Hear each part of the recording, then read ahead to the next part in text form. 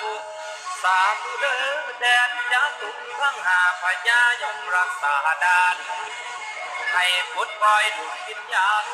ของคุณพ่อคุณแม่มาเอามือนี่อย่าจำโซดอกใส่ตวนยังบ่ถึงอ่อนหวนเลยสิกาวผ่านเอินเอาดวงวิญญาณพอผู้ตายไปแล้วขอให้ดวงวิญญาณแก้วได้กินเสียงเจ้าใส่โอ้ยแม่แม่พอ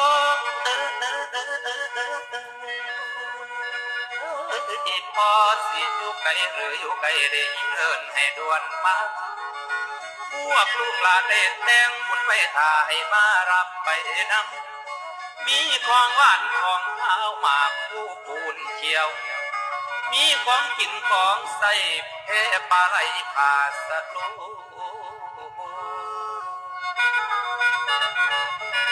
โอ้ยแม่แม่มีของกินของใส่แพปลาไหลพร้อมสิมี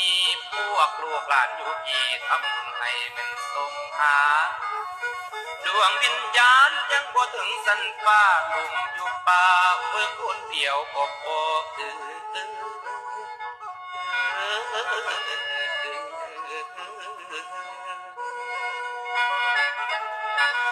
โอ้ย32ดวงวิญญาณอยู่นำน้านำดอนอยู่ถึงผู้ถึงเขาให้ดวนมาได้ยินเอิญอย่ามัวเปิ้นไปนำจุ่มนั่งเป็นซุ้มนั่งเป็นซุ้มเที่ยวมาพอพอแม่แม่มาไว้แน่ก่อนมาเอาไว้จะส่วนบุญหรือเจ้ามัวตั้งแต่บุญบ่ยินถูกเสียงขานสั่นบอก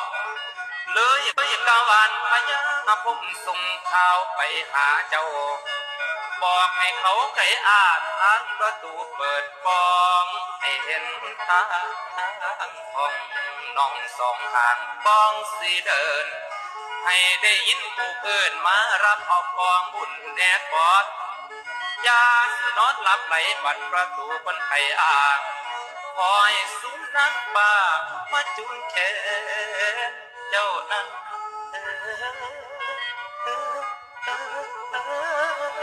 แลนมา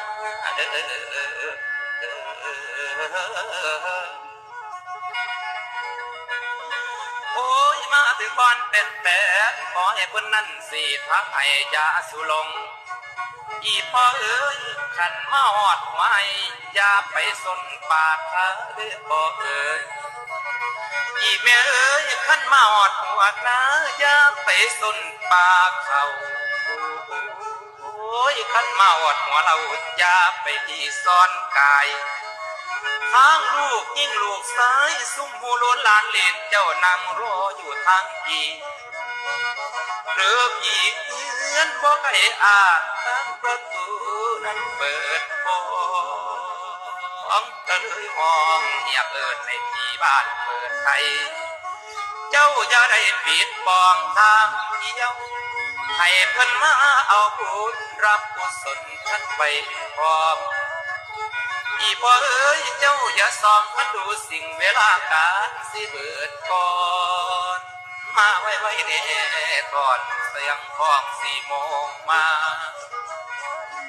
ฟังเสียงมงของเพื่อที่1ปัดดังมาเป็นสัญญาเด้อเสียงเตือนบอกให้ดวงวิญญาณเพื่อที่2พญาผมเห็นป้อมทางพระภูมิอื่นมาบอกนี่คือบุญส่วนเจ้าลูกหลานได้เป็นแดงนำบัดนี้ซ้ำเสียงพ้องมองเป็นที่3ขอให้องค์พระเห็นทามารับดวงวิญญาณเจ้าขึ้นเมื่อเนาเมืองฟ้ากับกองบุญที่ได้แต่โอ้ยแม่เอ๋ยแม่พ่อเอ๋ พอถึงยามเศร้ายามเล่นให้มีคุณอยู่ข้างตัวสายเป็นแกงพี่รับความอุ่นไปเมื่อนี้เจ้าอย่าหวังพาบุ้งหลังถือพอถือเมตเจ้าอย่ามัวมาคิดห่วงลูกหลานอยู่ตั้งที่แดนสุขาวาทีพรหมจารีสันสวรรค์ภูมิสันทีสีนั่นบ่แม่นเมืองจีนเมืองนรกกะบ่ใช่เป็นเมืองป่าเดินพิมานสิกินท่านก็ได้อาหารทิพย์ก็มีหลายมีหญิงชายปนกันขันดังเมืองกันเฮาพี่แดนสุขาวาทีพรหมจารีสันสวรรค์ภูมิยมมาโลกบ่มีสุขขึ้นตอกเศร้าโอ้ยแลงเศร้าไม่เป็นไรลูกไม่เป็นไรแล้วครับอยู่สักทีอันบ่มีคือกันแม่นส่วนลูกไม่เป็นไรแล้วครับไม่เป็นไรแล้วครับอีเปีย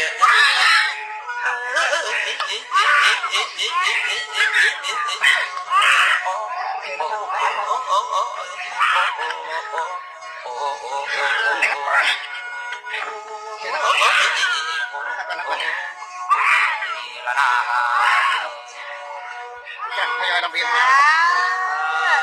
ขอให้พ่อกับแม่ได้ส่วนบุญส่วนกุศลเด้อ